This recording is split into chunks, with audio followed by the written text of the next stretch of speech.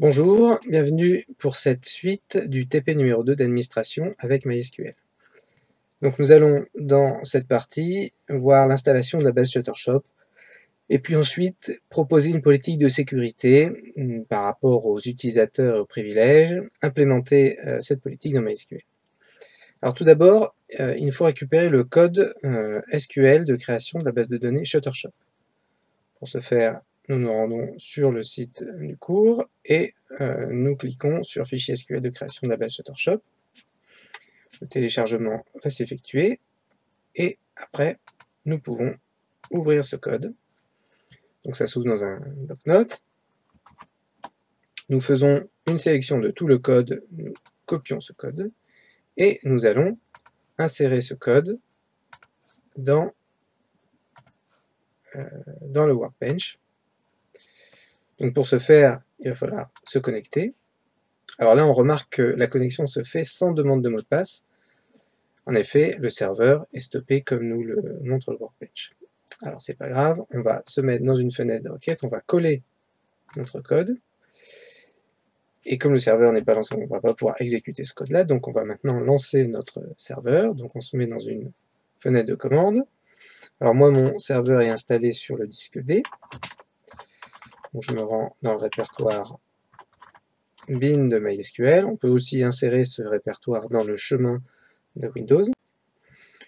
Et puis après, on tape la commande start mysqld -console, comme vu précédemment, pour lancer le serveur en tâche de fond. Une deuxième fenêtre s'ouvre. Évidemment, si vous fermez cette fenêtre-là, vous fermerez aussi votre serveur, donc il faut seulement la réduire.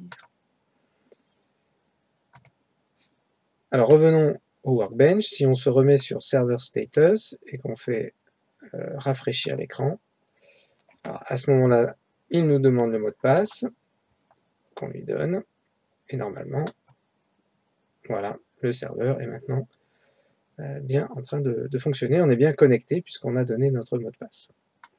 Donc si on revient sur la page avec le code de création de la base de données Shuttershop, mais il suffit de tout exécuter et normalement tout devrait bien se passer dans la création de la base de données.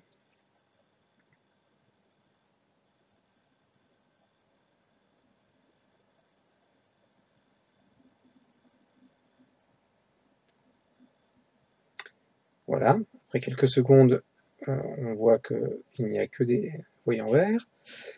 On fait rafraîchir l'écran pour la liste des schémas, c'est-à-dire pour la liste des bases de données. Et on voit bien qu'on a la base de données Shuttershop qui est présente avec toutes les tables de la base de données. Voilà pour la première question. Voilà. Et alors maintenant, on peut passer à la politique de sécurité.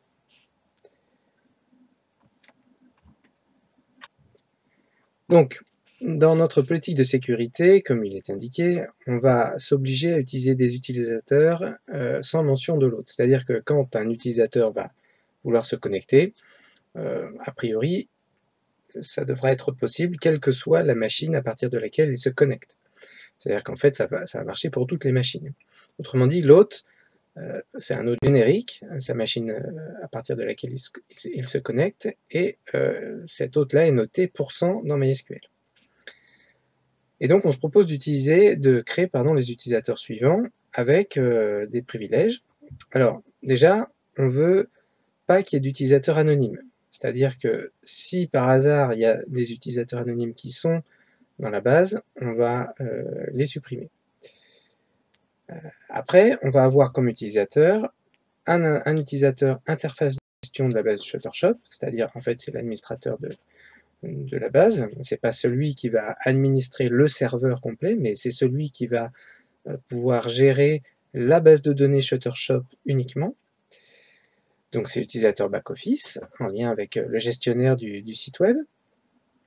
Donc ces privilèges sont uniquement liés à la base de données Shuttershop, et bien sûr il peut faire tout ce qu'il veut sur cette base de données, consulter, modifier, etc., ajouter, supprimer pour toutes les tables, et éventuellement exécuter aussi des procédures et des fonctions, comme on va le voir par la suite, pour ajouter des fonctionnalités à la base de données, visualiser des vues, Et par contre, on ne veut pas qu'il puisse donner ses droits, donc tous ses droits d'administrateur, à un autre utilisateur. D'accord? Parce qu'en effet, c'est pas un utilisateur humain, puisque c'est admin interface, qui est le nom de cet utilisateur-là, est l'utilisateur qui sera utilisé par les pages web pour pouvoir accéder aux données. Donc il n'y a en aucune façon cet utilisateur-là qui sera un utilisateur automatique, logiciel, n'aura à déléguer ses droits.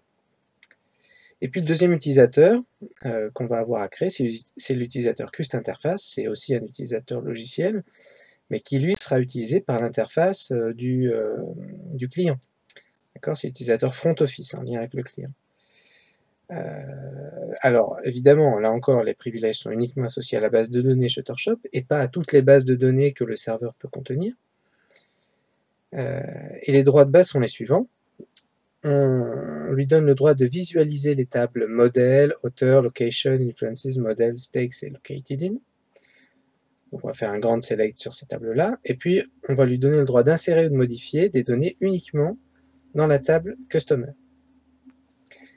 Après, une fois qu'on aura fait ça, on aura des droits avancés à configurer, une fois qu'on aura créé des procédures. Alors les procédures, ça va être la procédure qui va permettre de visualiser les photos disponibles et les informations associées. Donc là, il faudra quand même ajouter un select, un droit en sélection, en consultation, sur les vues des tables de photos, portraits, etc. Et puis, il faudra aussi lui donner le droit en consultation pour les tables Includes, Transaction, Buys et Customer, mais seulement limité aux données concernant l'utilisateur courant. On est, je vous le rappelle, dans le cas d'un utilisateur CustInterface qui est celui qui sera utilisé par le front office.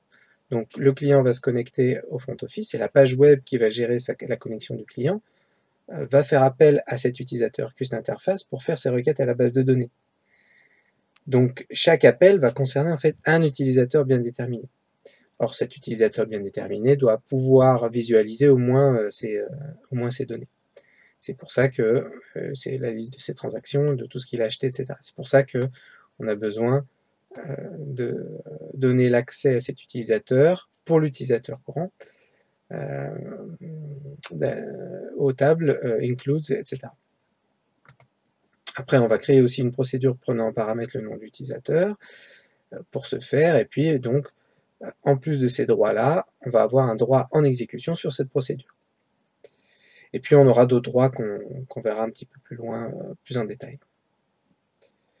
Voilà, donc pour chaque utilisateur, l'idée c'est de voir les deux manières de créer les droits et privilèges, qui sont donc la première manière avec du code SQL, donc c'est ce qui est écrit en gras, ça c'est toujours la manière par laquelle il faut passer, parce que celle-là on est sûr qu'elle marche, quel que soit le client avec lequel on accède au serveur MySQL.